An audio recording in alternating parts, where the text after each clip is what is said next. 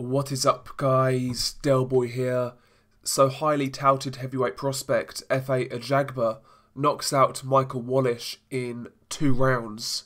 All in all, Efe Ajagba, he got the job done.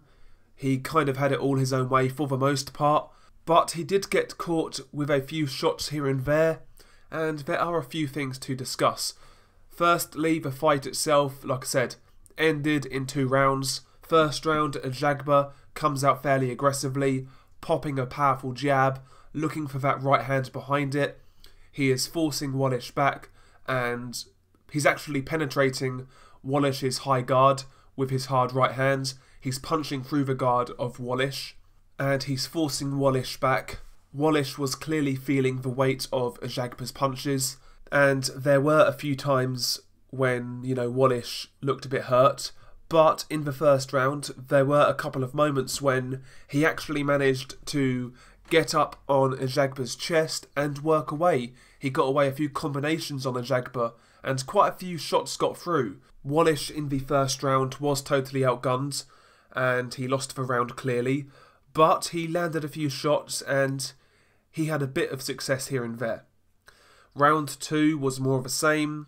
Again, Efe Ajagba coming forwards behind that powerful jab with that right hand behind it. Occasionally he'd mix in an uppercut or a hook to the body, but he was forcing Wallisch back, and in the second round Wallisch was buzzed by a good left hook by Ajagba, and a few seconds later Ajagba lands a good right hand which drops Wallisch. Ajagba actually lands a punch when Wallisch is on the canvas.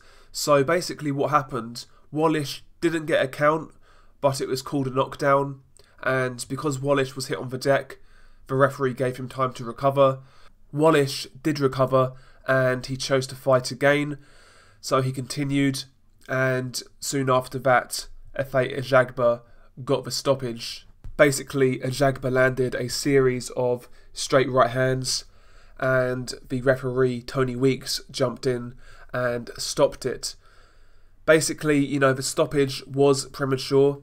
I felt Michael Wallisch had a bit more to give. I felt he could have gone on a little bit longer, but Tony Weeks decided to stop it, unfortunately. Michael Wallisch himself protested the stoppage, and rightly so. But that's not Ajagba's fault.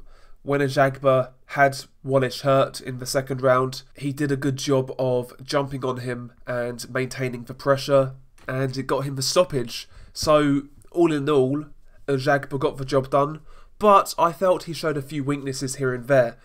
On the inside, it looks like he can be worked over a bit. There were a few times in this fight where Wallisch would come forwards, he'd sit on Ajagba's chest, and he'd work away. He'd work to the body, he'd come back upstairs with nice little short shots, and he was outworking Ajagba in those little moments, and a lot of those shots were getting through. So defensively on the inside, I think Ajagba could need a bit of work, and also when Wallisch was on his chest, Ajagba wasn't really throwing much. He wasn't shortening up his punches, he wasn't throwing uppercuts through the middle, he just got outworked. So in terms of the inside game, maybe that's where Ajagba needs a bit of work. And not only that, coming forwards, he was the aggressor all night. I felt at times some of his offensive work was a little predictable. He had a fairly stationary big guy in front of him with a high guard, and Ajagba was basically jab, right hand, jab, right hand, jab, right hand. They were his combinations.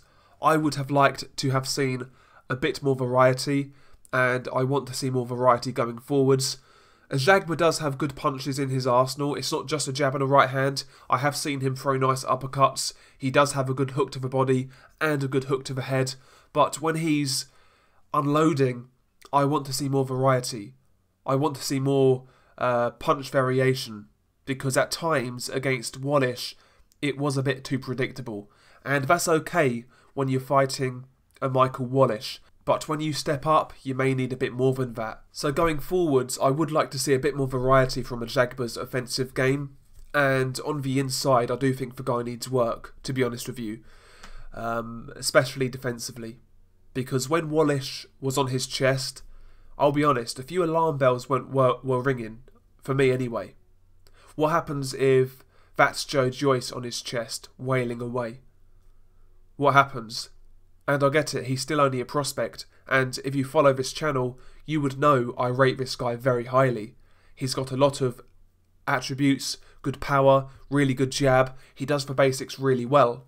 He's still fairly young, he's big, he's got a lot going for him, but I felt this fight showed us a few flaws in Ajagba's game, to be honest with you, and we'll see how he can address those going forwards. But enough of the negatives, he got the job done. 2 rounds against a guy who came to fight, against a guy who was big, and against a guy who had ambition. So, yeah, credit to Efe Ajagba. Who should he fight next? I mean, I wouldn't mind a Chris Arreola type, or a Joey Dawejko, anybody like that. That's what I would be doing if I was managing Efe Ajagba. I think the Arreola fight could be perfect, actually, but that's just my opinion. Share your thoughts below.